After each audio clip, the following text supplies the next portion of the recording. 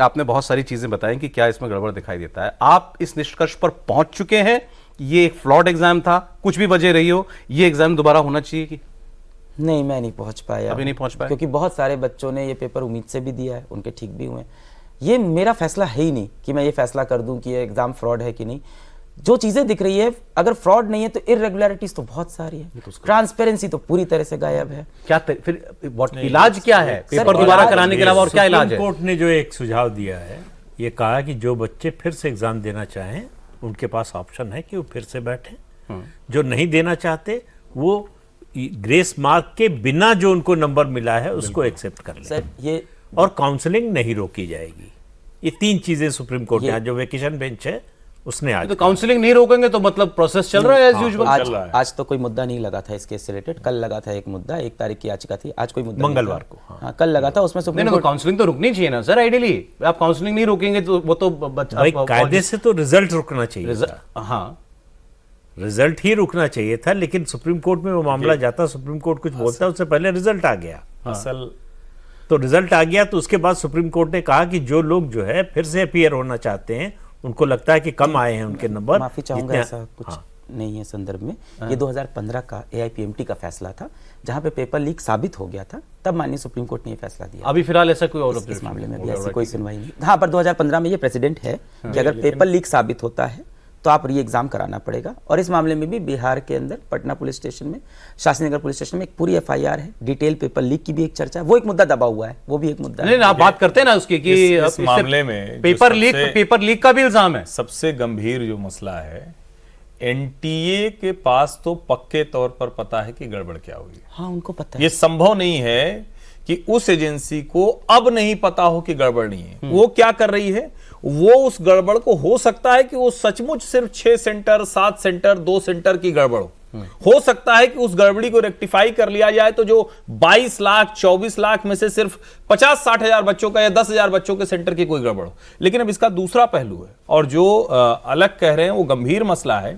क्या कुछ बच्चों को कोई सेंटर बेचा गया, कोई कमरा बेचा गया, कोई सीट बेची गई? ये बड़ा गंभीर सवाल है जो मेरे मन में आता है। मैं नहीं जानता हूं कि इसको कैसे क्या होता है, लेकिन जब इस तरह के परिणाम आते हैं तो उसमें ये वाला मसला गंभीर है। और अगर ये मसला है तो फिर मुझे लगता है कि इसकी जांच होनी चाहिए, और NTA पर सीधे सीधे मामला नहीं जाता है। मैं कह रहा हूं इनको बुलाया जाए ना, NTA इनको बुलाए, अलग को बुलाए। मैं तो चल रहा हूँ, आपको तो दिक्कत ही ना, आपको मैं कह दूं ना, बोल चुका हूं, इनको बुलाया जाए। भाई वो आदमी एक यहाँ टीवी पर, लाइव टीवी पर बैठकर आदमी ये कह रहे हैं कि जिन 6 बच्चों को एक सेंटर में एग्जाम दिलाने वालों को, देने वालों को 720 नंबर यानी 100% नंबर आया, उनमें से एक बच्चा मेरा पढ़ने वाला, और उसका एवरेज स्कोर 10 टेस्ट का स्कोर जो है साल भर का वो 650 नंबर है। 650 नंबर वाला जाके 720 नंबर का इम्तिहान दिया जाएगा। As a teacher you think this is not possible? This is not fair. Possible तो हो सकता है, NTA कुछ भी पॉसिबल कर सकता है ना, अगर वो एक किसी जजमेंट का पार्ट लेके इस्तेमाल कर ले रहा है। लेकिन वो ऐसा कोई प्रेरोगेटिव नहीं है ना, वो नहीं, कोई प्रेसिडेंट नहीं, एग्जाम कंडक्टिंग एजेंसी भर है, उनका वो प्रेरोगेटिव थोड़ी ना है कि वो ग्रेस मार्क दे के किसी को ये कर देंगे। ये तो वो वाला हो गया कि जिसे बच्चे की थियरी में कुछ नहीं आ रही, प्रैक्टिकल में मास्टर साहब क्या वो सब्जी पहुंचाता है और उसको फिर आगे। कितनी आपने सरकारी सीटें कितनी बताई थी इसमें? 40,000 के लगभग। व्यूअर्स समझिए जरा, 40,000, ओनली 40,000 मेडिकल सीट्स हैं, 23 लाख बच्चे बैठ रहे हैं। बाकी और जो बताया उन्होंने 60,000 जो बाकी प्राइवेट सीटें हैं, 1 से 1 करोड़ 1.25 करोड़ रुपया उनकी फीस है। तो उसको तो कर दीजिए ना अलग। वो तो जो बच्चा पास भी हो जाएगा उसको ऑफर भी दिया जाएगा, तो क्या पता वो भर भी पाएगा, फीस की नहीं भर पाएगा। सर मेरा मुद्दा ये कि 1563 में से मैं मान लेता हूं 50-100 बच्चे ही गवर्नमेंट मेडिकल कॉलेज में पहुंचेंगे इस प्रक्रिया के थ्रू, मान लेते हैं। सारे के सारों ग्रेस नंबर देखिए भी आप इतना नंबर नहीं दे पाओगे, मान लेते हैं 50-60, पर क्या एग्जाम्पल सेट हो रहा है और इससे फ्यूचर में क्या होने वाला है? अगले साल एक बच्चा सेंटर पे जाएगा, क्या धांधली नहीं होगी? वो बोलेगा हमें पेपर देर से दो, CCTV में रिकॉर्ड हो जाएगा, दिखेगा पेपर लेट हुआ है, मुझे ग्रेस नंबर मिल जाएंगे। क्या एग्जाम्पल सेट होगा इससे? क्या इससे और धांधलियां? ग्रेस नंबर कितने दिए भाई, ये तो को बताओ। क्यों दिए?